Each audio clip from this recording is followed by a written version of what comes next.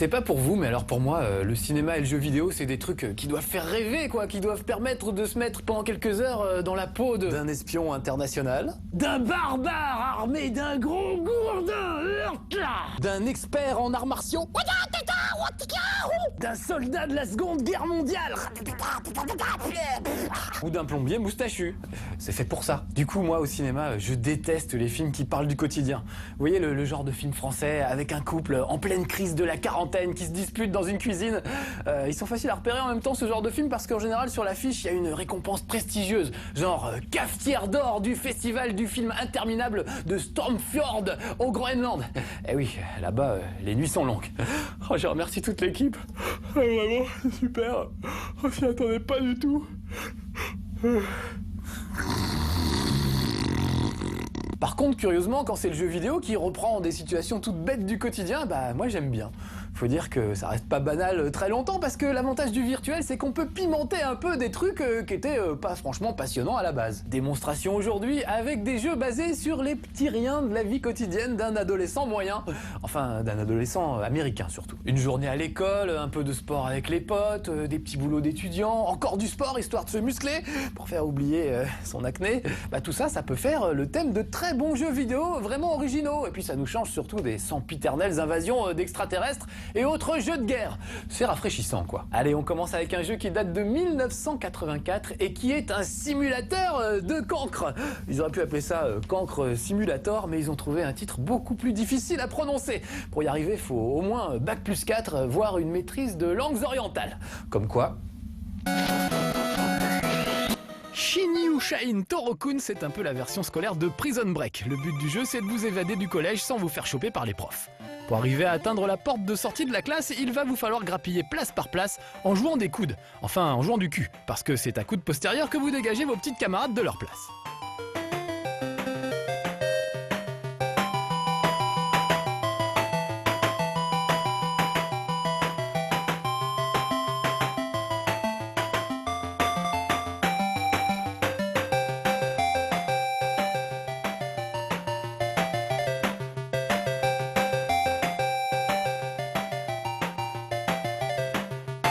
Mine de rien, Shinyushain Torokun est un des tout premiers jeux d'infiltration. À une époque où on se contentait souvent de foncer dans le tas sans discernement, Mickey savait se mettre à couvert derrière un pupitre comme un vrai petit Sam Fisher.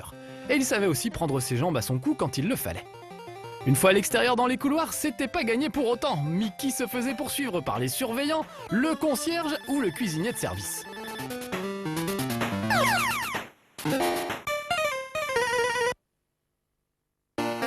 Dernière étape avant la liberté, la cantoche, à condition de ne pas finir terrassé par le cuistot ou par la salmonellose planquée dans le poisson pané. Eh ben, c'est du joli. Notre adolescent turbulent a réussi son évasion, mais son escapade ne fait que commencer. Eh ouais, parce que faire l'école buissonnière, c'est bien beau, mais bon, une fois qu'on est dehors, qu'est-ce qu'on fait ? Comment s'occuper quand on est seul, livré à soi-même dans une grande ville comme ça? Alors pour les jeunes d'aujourd'hui, la réponse est évidente, hein. On serait dans un jeu vidéo des années 2000, on pourrait vendre de la drogue, tirer sur des gens, attaquer des vieilles, dissoudre des enfants dans l'acide, comme dans GTA quoi.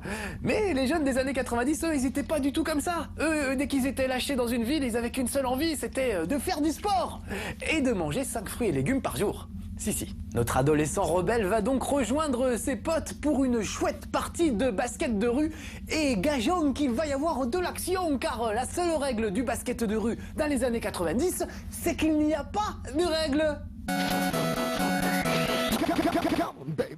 Ah, ces ados, toujours aussi grande gueule, enfin grande bouche en tout cas.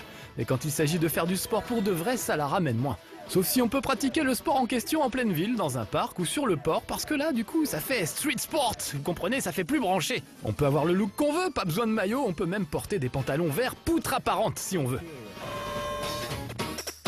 Et puis côté règles, on n'est pas très regardant non plus. Chez eux, le basket par exemple, ça se joue juste à 2 contre 2. Faut dire que sur une borne d'arcade, on est déjà serré à 4, alors à 10, ce serait pas possible.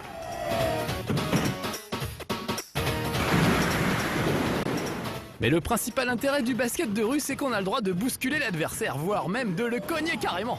Enfin, si on arrive à le choper.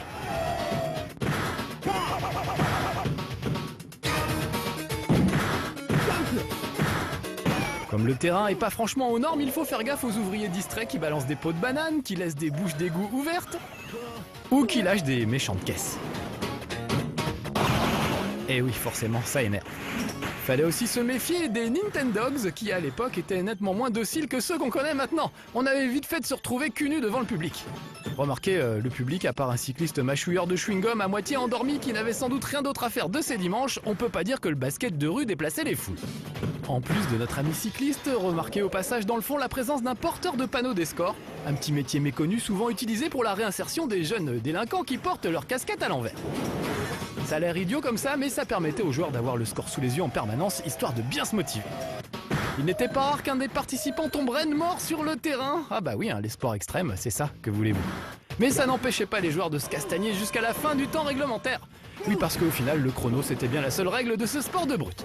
En tout cas, le jeu en valait vraiment la chandelle, car les vainqueurs avaient droit au tortillement du croupion d'une groupie à la coupe de cheveux improbable, qui est sans doute une des principales sources d'inspiration de Shakira.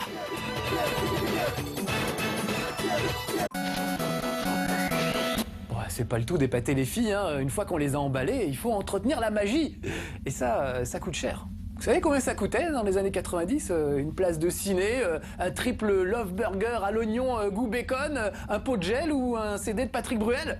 Je préfère pas vous dire, tiens. Oh puis si, tiens, juste pour la place de ciné. De mon temps, une place de ciné, ça coûtait 11 francs 1,67 €. Ouais, je sais, ça peut paraître ridicule aujourd'hui qu'une place de ciné vaut 10 €. Mais croyez-moi, à l'époque, c'était déjà une somme et l'argent de poche, ça suffisait pas toujours. Alors on était obligé de faire des petits boulots, comme vendeur de journaux par exemple. Bon d'accord, chez nous, livreur de journaux, c'est pas terrible comme métier, c'est pas super. Mais aux États-Unis d'Amérique, livreur de journaux, ça c'est la classe. On reste pas planté comme ça à faire du porte-à-porte. On se balade dans le quartier en vélo, enfin en BMX, et on balance carrément les journaux sur le paillasson au lieu de les poser sagement. Ça c'est la classe. Et puis ça peut faire un super bon jeu vidéo. Paperboy par exemple. Paper, ça veut dire papier hein, en anglais, parce que vous allez voir que la vie d'un livreur de journaux aux États-Unis, c'est loin d'être tranquille pépère. Ah ça non, Paperboy c'est pas un métier facile. Déjà quand on est rongé par l'acné, il faut oser sortir de chez soi en portant une simple casquette alors que n'importe quel livreur de pizza a la chance de pouvoir dissimuler sa vilaine peau sous un casque de motard. Et puis comme on roule sur le trottoir, il faut faire gaffe aux obstacles. Dans cette petite banlieue apparemment tranquille, pas facile de balancer les journaux chez les bons clients et de péter les vitres de ceux qui sont pas abonnés. En plus on doit esquiver les tondeuses à gazon, le caniche de Madame Van de Camp et les gars qui font du monocycle. Pas facile surtout de maîtriser cette saleté de 3D isométrique qui était une nouveauté pour l'époque mais qui permettait bien mal d'apprécier les distances. Heureusement qu'au bout du parcours on était récompensé. Ah, qu'est-ce qu'on ferait pas pour les beaux yeux des filles. Paperboy, toute une époque. C'est curieux d'ailleurs que personne n'ait jamais songé à remettre ce jeu au goût du jour en faisant par exemple une simulation de livraison de pizza. Aujourd'hui que les jeunes se baladent en scooter, ça pourrait faire un truc super speed comme ils disent, façon Crazy Taxi. Et puis vu comment ils conduisent comme des crétins souvent, les livreurs de pizza, avec le casque sur la tête. Franchement les gars, ça c'est débile, en plus avec l'acné que vous avez, il vaut mieux mettre le casque, croyez-moi. Eh ben ça pourrait faire un jeu super, on dériverait même assez vite vers du burn-out, voire du Carmageddon. Mais que voulez-vous, les éditeurs de jeux vidéo d'aujourd'hui n'ont plus cet esprit créatif qu'avaient les petits artisans jeux vidéotiers de l'époque qui savaient créer en s'inspirant de la nature qui les entourait ou alors de la vie quotidienne. Tiens, une grenouille qui traverse la route. Et si je faisais Frogger? Et voilà le travail! Formidable, non! Frogger, la grenouille qui traverse la route! Super! Oh, des enfants qui jouent à la balle aux prisonniers dans la cour de récré! Et si je faisais une simulation de balle aux prisonniers, ça serait super! On appellerait ça Super Dodgeball! On l'a fait en 1996! Regardez! La balle aux prisonniers, voilà un jeu de cour de récré qu'on imagine mal transposé en jeu vidéo. Eh ben les Japonais l'ont fait, à leur manière bien sûr, à la sauce manga.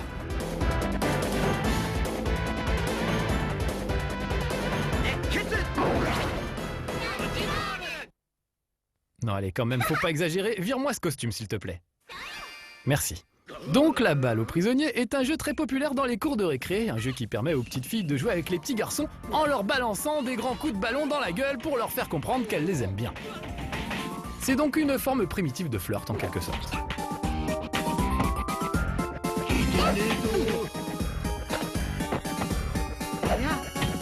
Bien évidemment, nos amis japonais ont eu la bonne idée de pousser le bouchon un peu plus loin en filant au personnage des super pouvoirs.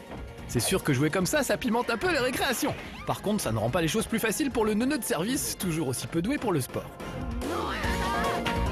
Le beau gosse de service, lui par contre, pourra faire la démonstration de ses talents et se livrer à quelques actions d'éclat du plus bel effet. Mais dodgeball est avant tout un sport d'équipe et les attaques les plus redoutables sont les combos à 2, combos des dieux, voire même à 3, combos des rois. Le jeu exige une forme physique éblouissante puisque pour arracher la balle des mains de votre adversaire, vous êtes parfois obligé de tapoter très vite sur le bouton. C'est crevant mais c'est toujours très drôle. Les pouvoirs des personnages sont souvent dévastateurs et rendent les matchs particulièrement spectaculaires. Je me moquais tout à l'heure du public des matchs de basket de rue qui se limitaient à un cycliste ruminant. Vous remarquerez que pour la balle aux prisonniers, c'est carrément toute une secte d'adorateurs de ballons de volley qui se prosternent devant les joueurs. Et comme on les comprend, parce que c'est vrai que si on avait joué à la balle au priso comme ça quand on était petit, eh ben on y jouerait peut-être encore. Comme quoi on peut faire un très bon jeu de sport sans raquer la peau des fesses une licence sportive d'un sport super populaire comme le basket, le foot, le tennis ou le crachet de bigorneau. Ben si c'est populaire le crachet de bigorneau, vous connaissez pas? C'est pas vrai. Vous connaissez pas le champion du monde, Alain Jourdain, avec un crachet de 10,41 m? Et l'Allemande, Edith Krotz, qui domine la compétition féminine avec un très beau crachet de 4,39 m. Non, vous rigolez, mais c'est une compétition très sérieuse, c'est une compétition internationale qui a lieu chaque année dans le petit port de Mogueriec, dans le Finistère. Et je vous rassure tout de suite, les bigorneaux sont relâchés après la compétition dans leur milieu naturel. Oui, parce que le bigorneau se crache vivant, c'est important, sinon le record n'est pas homologué. Enfin bref, je suis sûr que c'est une discipline qui fera un très bon jeu vidéo. Edith Krotz Bigorneau Championship 2008. Ça claque. Je vais en parler aux gars d'Electronic Arts, je suis sûr que ça va les tenter. Une petite licence prometteuse comme ça, avec les vrais bigorneaux, les vrais maillots et tout, hein. On en reparle dans 10 ans. À bientôt. Oh.